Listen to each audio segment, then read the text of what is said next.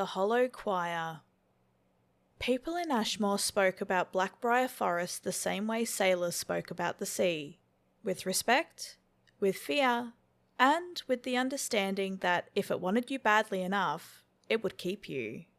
Most of the stories were harmless enough. Hunters who wandered too far and lost an afternoon, strange lights drifting between the pines, voices that sounded exactly like loved ones calling from impossible places. The older locals would simply shrug. The woods burrow people, they'd say. Sometimes they give them back. No one ever explained what happened to those who returned. I arrived in Ashmore in late October.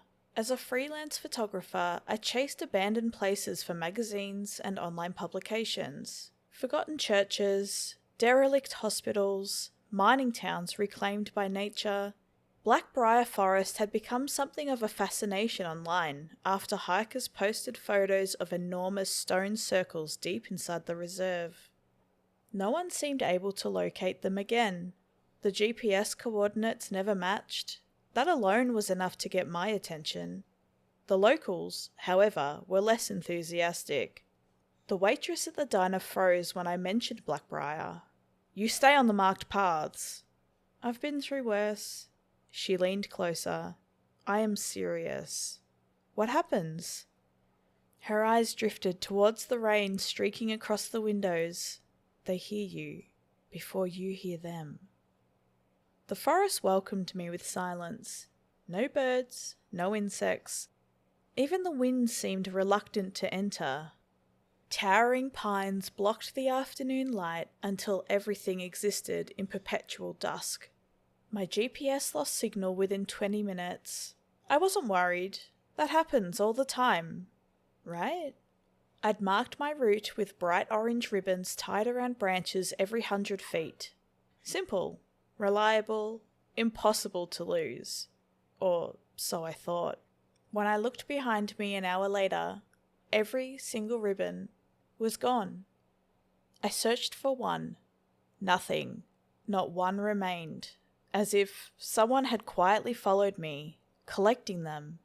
The realization sent chills down my spine. Someone else was here. I called out. No answer. Only a dull knocking somewhere in the trees. Not woodpeckers, too rhythmic. 3 knocks. Pause. It continued for several minutes before stopping abruptly. Then came another answer. Far away, 3 more knocks. Soon the forest seemed alive with them. Signals. Passing through the trees. Someone was communicating. I should have left. Instead, curiosity won. It always had. The knocking drew me deeper until I found something impossible. A staircase. Not attached to any building, just old granite steps rising 15 feet into empty air. Weathered, covered in moss, perfectly level. The top ended at nothing. Someone had carved symbols into every step. Not letters, more like twisting veins surrounding staring eyes. I photographed them. The shutter clicked. Immediately, every knock in the forest stopped. Silence. Utter silence. Then, footsteps. Not one pair. Many. Moving quickly. Toward me. I ran. Branches whipped across my face as dozens of unseen people crashed through the undergrowth.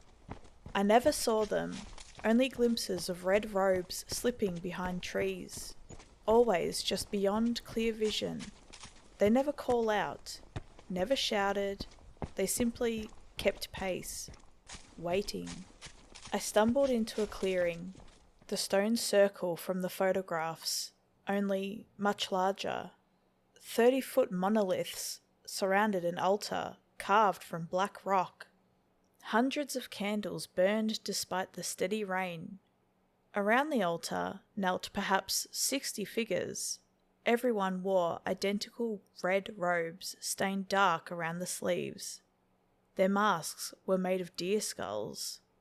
Antlers reached towards the sky like dead branches. At the centre stood a woman in a deep crimson robe. Her mask wasn't a deer. It resembled something almost human. Almost human. She raised both hands. The kneeling figures began humming. The sound vibrated through my ribs. Low. Wrong. Like machinery pretending to sing. I ducked behind a fallen log. My breathing sounded deafening. On the altar lay a man, still alive. His wrists were tied with braided vines. His mouth had been sewn shut with black thread. His eyes pleaded. The crimson-robed woman lifted a knife, not metal, bone, long, yellowed, covered in carvings. She pressed its tip up against the man's chest. The humming intensified. The forest itself seemed to lean closer. Then, she smiled beneath the mask. I couldn't see it. I somehow knew. The knife plunged downward. The scream never escaped. Blood spilled into grooves carved across the altar. The channels carried it outward until the crimson liquid filled symbols surrounding every standing stone. The earth trembled, not violently, like something underneath had shifted. The cultists bowed as one, then all 60 heads turned towards me. Every single one, at exactly the same moment. No one had pointed, no one had spoken, yet they all knew precisely where I hid. The crimson-robed woman tilted her head, slowly, curiously, like examining an unfamiliar animal. Then she whispered, "Another witness." Everyone stood, together. I ran. They didn't chase immediately. That terrified me more. They walked, slowly, confidently, because they knew something I didn't. The trees began changing. Paths vanished. Ravines appeared where none existed. Every direction somehow curved back toward the clearing. 3 times I crossed my own footprints. Once, I found fresh footprints walking beside mine. Bare feet, huge, each print filled with blood. Night arrived impossibly fast. My flashlight flickered. Something moved between the trunks. Tall. Too tall. At least 8 feet, wrapped entirely in bark. Its limbs bent backwards. Its face had no features. Only smooth, pale skin stretched tight across a human-shaped skull. It stood motionless while the cultists approached. No one acknowledged it. The thing simply watched, then turned, and silently walked deeper into the forest. The cultists followed, except one. One remained, watching me, waiting. I hid beneath an uprooted tree until dawn, or what I assumed was dawn.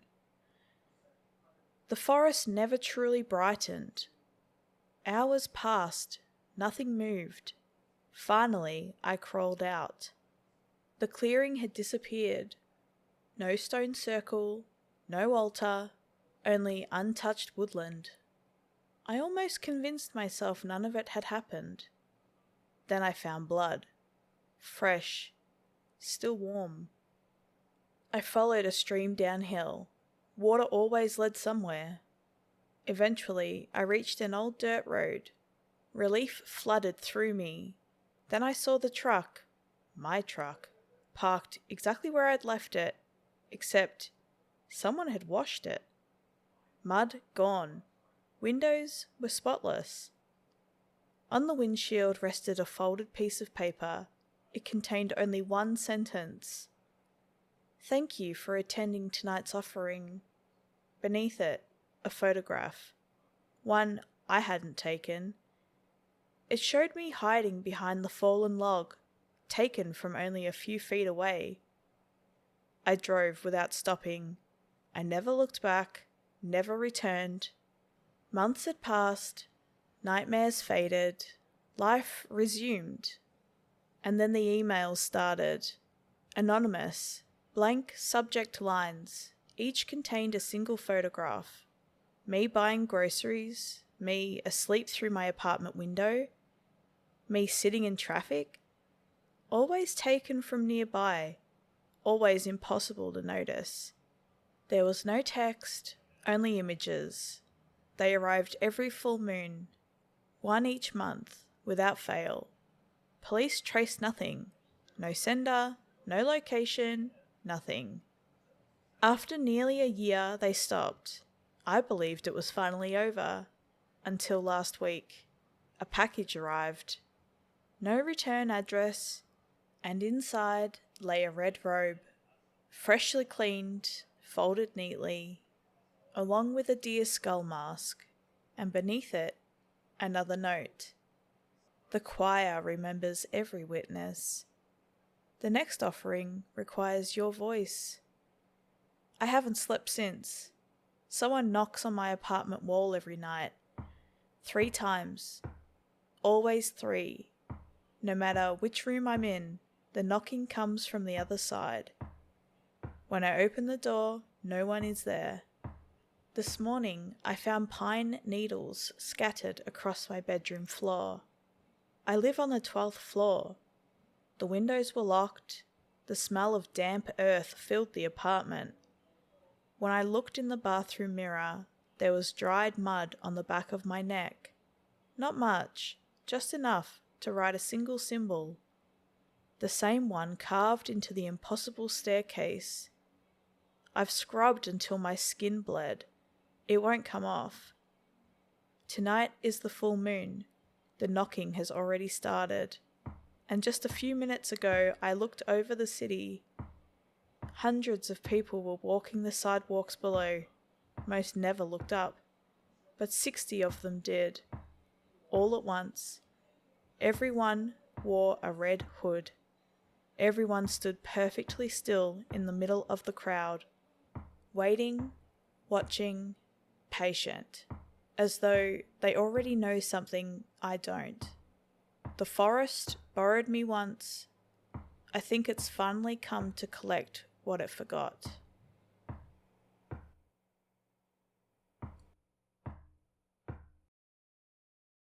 Thank you guys, ghouls and girls for watching.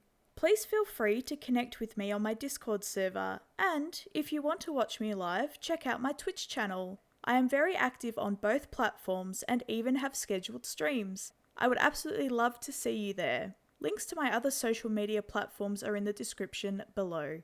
Stay spooky.